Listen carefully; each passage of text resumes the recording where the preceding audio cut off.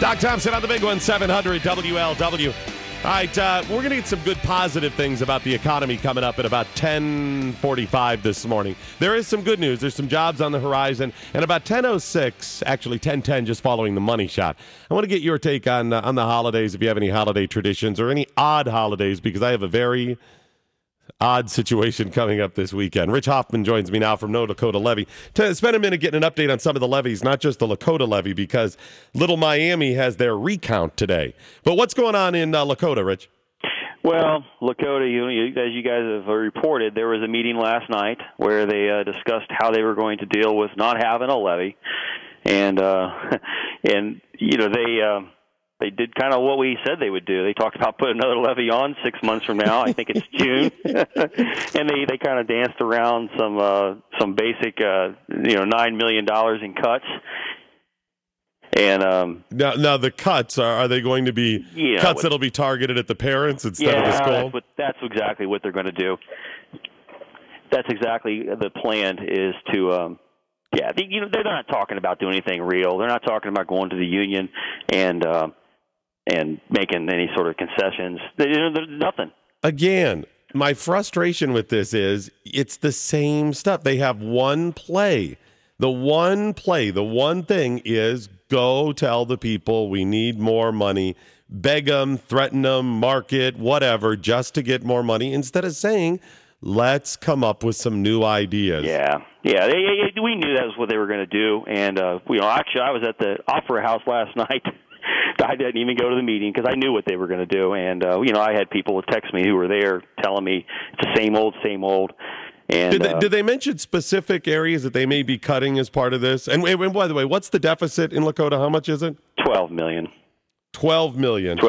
So they sort of danced around having $9 million in cuts, and again, they're not really sure where those cuts are going to come from. They're still exploring where it is, and we talked the day after the election. We said the very first thing that we wanted to see done, as the 18,000 people who voted against the school levy, we'd like to see at least go to the union and ask them to figure out how to live within the budget.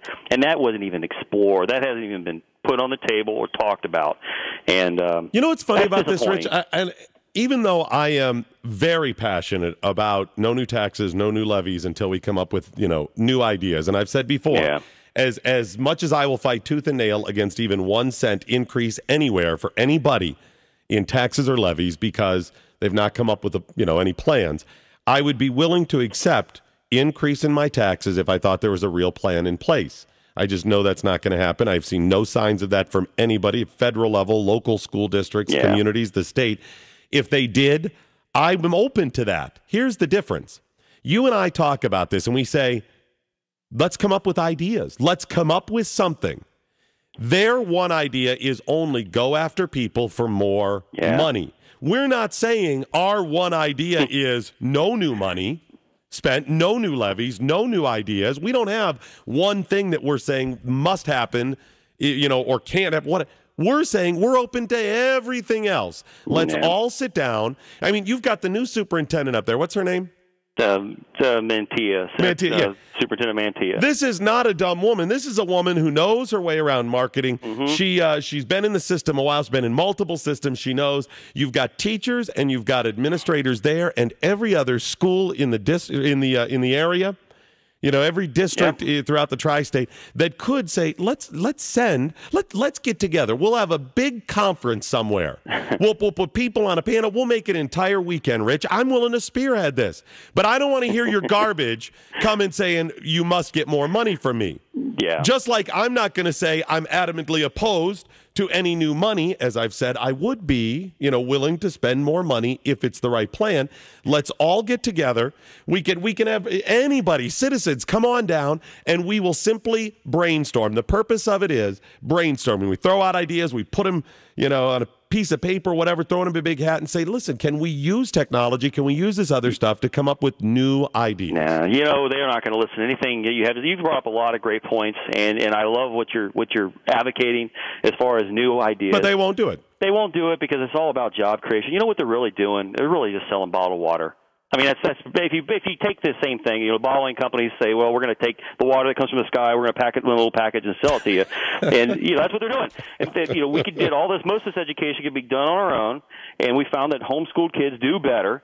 And why is that? And instead of examining why and how you can make education better, they're just talking about making more jobs. And it's all about job creation and keeping current staffing levels and adding to those staffing levels. But they don't. When they actually have to do something, they don't know what to do because it's not about the skill level or production. It's about making jobs and then finding the money to supply those jobs, which comes from taxes. It's a scam. You know what? Terrible. We may have marketed this. Anybody out there right now that is fighting because you see the big picture and you say, you know, we're not going to fix our problems simply by raising taxes on anybody or levies or anything else. That's not the answer. At best, those are Band-Aid fixes, and sometimes not even that. Some cases. We may have marketed this all wrong. Seriously, if it comes down to, you know, getting people to understand what you're saying, and if you dig your heels in and say, you know, no Lakota levy, no, they see it as simple. You know, they put up their defenses and say, you know, you're not being in all of this, and that's not it. We're simply saying we need new solutions. The things we've been doing are not working. Well, I'm going to break a story to you, something that's kind of percolated now for the last week. And since you and I have talked about this and covered it in great detail, you know, we know the game. You know what it's all about. We've received so many threat letters. The people who support No Lakota Levy have been really the PTA groups out there the radical members have sent nasty letters to some of the people who support us because they're hoping that they don't support us next time so they can cut off the money so we can't fight the levy. You know, so it's all about protecting this system. And you know that the pay-for-play sports is an extortion tactic, the cutting, busing is an extortion tactic, because it's all designed to make the taxpayer say, well, I want my kid to have this option, so, you know, we're going to pass a levy. Even though we don't agree with it, we're going to pass it so my kid has this opportunity. Right. Well, tonight, after this meeting, we're going to talk about how we're going to defeat the next one, and No Lakota meeting. We're going to have a meeting, and we're going to talk to some of the people who've been, you know, threatened in a lot of ways with boycotts. And we're going to talk about working with a local foundation that is going to, when people contribute money to that foundation, that money is going to go to some of these kids and pay 50% of their pay-for-play fees. So we're not going to do it within the school. We're going to make a foundation. We're going to help work with a foundation through No Lakota Levy. That money going into that will go straight to the kids, pay some of these fees so that the school can't take that option away from parents. And that's one of our big things that we're going to work out tonight. And we're actually kind of tired of this. And if they can't manage these deals within the school system, then I guess the community is going to have to come together and do it for them. Wow, that's so. I mean, again, you're not just being, you know, defiant or anything. You're saying I'm doing this for the good of the district, for the good of, you know, the kids there, for the families and the area, and you're trying to come up with other ideas. Yeah, we're going to solve the problem ourselves. You know, we have that guy that's been doing the busing, and you know it may not be perfect, but at least he's a citizen that is trying to solve the problem. So he took it away from the whole Peterman group and took it away from the school's control, and he's taking control of it. And you know, if the parents want to pay the fee, which is cheaper than the gas, you know that's a citizen stepping up and taking it away from the monopoly of the school. And then now we're going to do the same thing with the pay for play, and we're not going to allow them to use those extortion tactics against us. So we're going to work with the foundation that's already in existence, and No Lakota Levy is going to team up with them to help solve that problem. This is amazing. This is amazing. You and others are people who are saying we have ideas. Schools, listen to us. We're trying to help you out. We're doing it. If you would stop digging your heels in and saying the only way is to take more money and throw it at the problem and grow the entire system. Well, Rich, I appreciate what you're doing. Appreciate you coming on and giving us the update, sir. Thank you so much. It's always fun. All right, Rich Hoffman, No Lakota Levy. Thanks so much. All right, little Miami levy. The recount is today. Yes, they are having the recount today. It passed on the 9th time in a row by 61 votes. That automatically triggers a recount. 61 of 13,000 ballots cast is how it passed. That was 61. There are more than 1,000 provisional ballots and more than 400 absentee ballots to be checked. Little Miami still may not be out of the woods with this. Give you some more of the details and get some of your calls next on the big one, 700 WL. Doc Thompson on 700 WLW. Could be a delay of up to 10 days for the recount for Little Miami School District. It passed, their levy passed on the 8th by just 61 votes out of 13,000.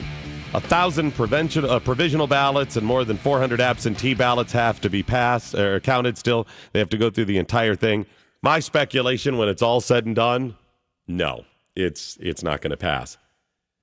And whether it does or not, you're not out of the woods, Little Miami. At best, you've staved off the complete collapse of your school district because you were in that fiscal emergency. That's it. Even if it passes and you take care of the immediate need, you take care of the emergency, you've got another emergency immediately following it. That's what's coming next. So what are you going to do? I'm willing to do my part. Have a big meeting, take a bunch of ideas, and lay it all out there. Maybe we should just put it together. Maybe we should just do it on our own. Do a whole presentation. We'll take ideas on the air. We'll draw it all up. We'll get some people from Columbus, present it to the General Assembly or something, and say, these are the ideas we're talking about. It's not partisan. I just want more effective spending so we get the best product out there. Looking for your ideas about the holidays, your traditions at about 10:10 immediately following the money shot where you can win $1,000. And also, have you ever had an odd holiday? Just something surreal or something really funny or bizarre happen? I have an odd holiday coming up. Well, Thanksgiving's going to be kind of low-key. But then the weekend, I have to go ahead and bring some family members in, and I'm setting it up right now that it's going to be something very, very odd. I don't really have a choice in it, but it is going to be very odd, and I wonder if it's actually going to lead to the termination of my scheduled marriage for February. Because I see a lot of potential bad coming. I'll give you the details at 10:10, and we'll get some of your calls. It's all on the way. Home of the best Bengals coverage, 700 WLW.